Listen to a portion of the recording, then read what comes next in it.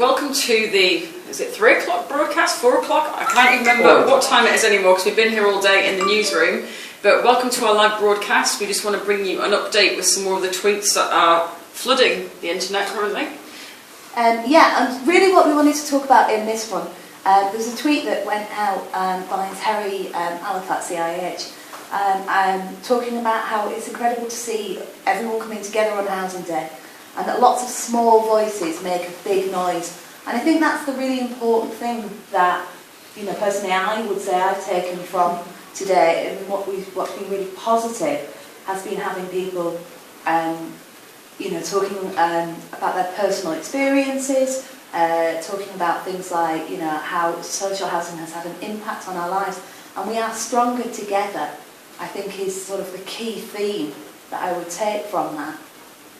And I think as well, it's just been a great chance for people to bring up issues. It can be very tough. Finances are stretched. There was a quote here from Gordon Perry, who responded to someone saying, how many families don't have a warm, comfortable home this Christmas? Too many, and they would be a proud tenant.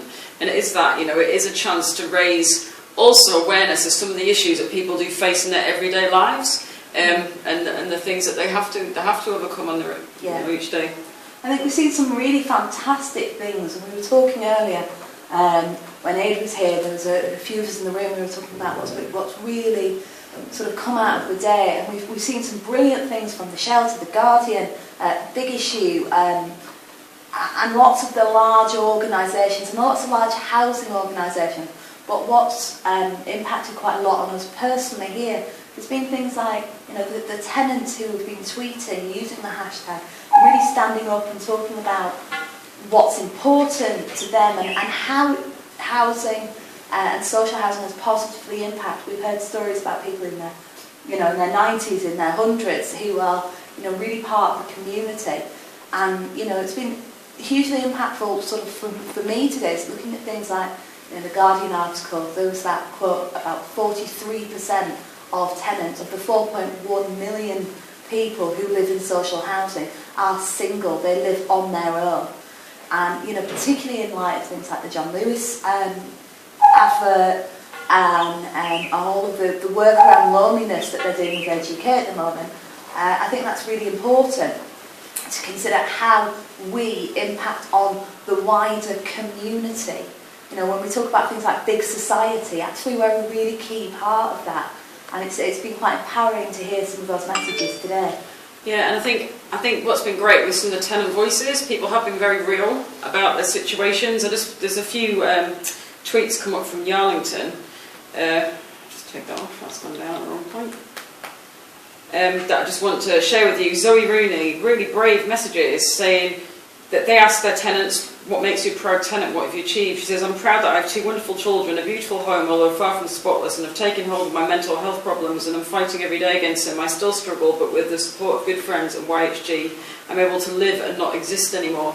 And then Alexandra Keyworth Wright, I'm struggling with the idea of being a proud tenant, because really and truly, I'd like to be earning enough that I don't need to be a tenant, and my house could go to someone who's in more need than I am. However, currently that is impossible, and I'd rather be Yarlington instead of a private landlord, so I guess in that way I'm a proud tenant.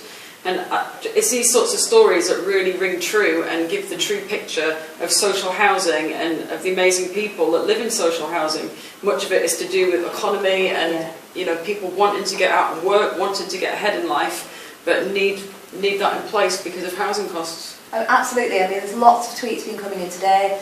People like Camden Council, we saw some things from the Midlands as well, talking about the percentage of income that people have to spend to be able to afford a property, even now. And there was some Ipso-Mori stuff earlier today that we were kind of looking at. There's been a lot of information. We've been trying to retweet as much as possible.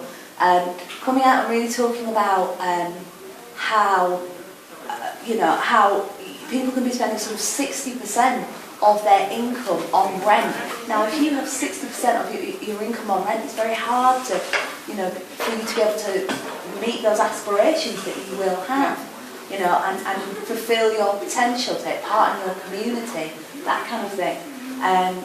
So it's been really positive to see these tales of, of how people have worked with housing associations, with communities, and really made a success of their lives. I mean, there's been some fabulous things. Lewisham Homes, big shout out to them for sponsoring us. Thank you so much.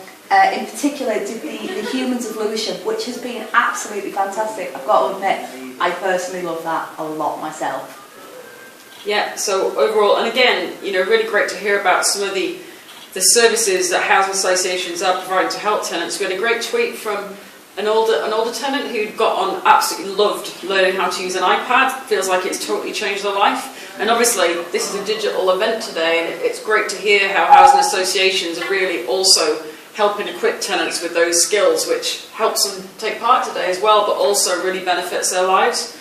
So that's been really positive too. Also things like training provided for tenants, the sort of apprenticeships that housing associations are offering, and just the things that they're doing to really, you know, give people a springboard to help them get on in life. It's been really great to hear about some of those things. I think there's also been some really brilliant stuff, particularly around challenging perceptions. Obviously, again, going back to the Ipswich Moray stuff, that is wholeheartedly would encourage people to go to that. But also things like Gemma Duggan, Nat Fred, has been tweeting things like about West Midlands home truths. So, for example, 1 in 5 receiving housing benefit in the region, the West Midlands region, is actually in work, and that's up 16% since 2008.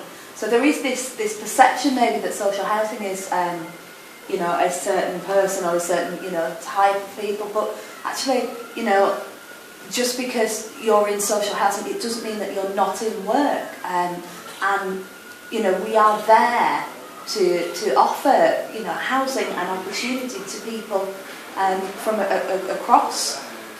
Yeah, it's been a really great day. I think before we end our final broadcast, I know he's not expecting this, but I'd just like to invite John Popham to join us a minute. John's masterminded all this live streaming. I think it'd be good to hear a few words from him. He can come sit in the middle of us both.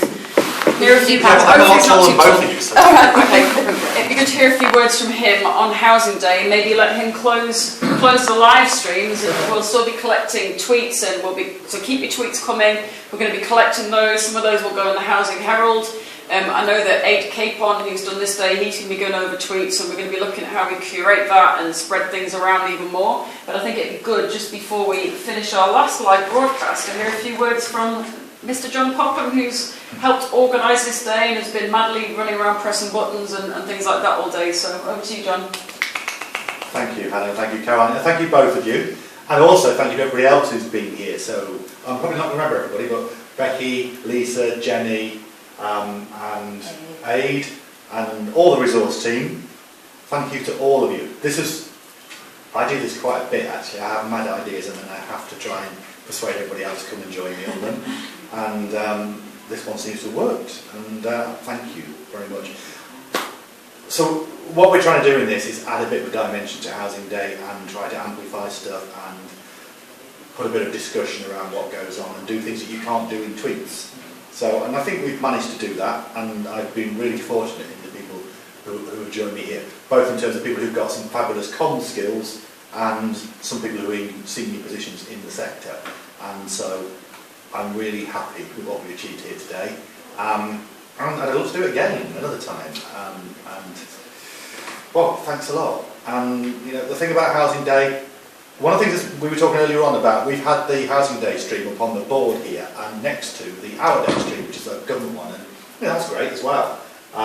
But the Housing Day one is notable for much more storytelling than the Our Day stream, and I think Housing has got that right, or at least some of Housing has got that right.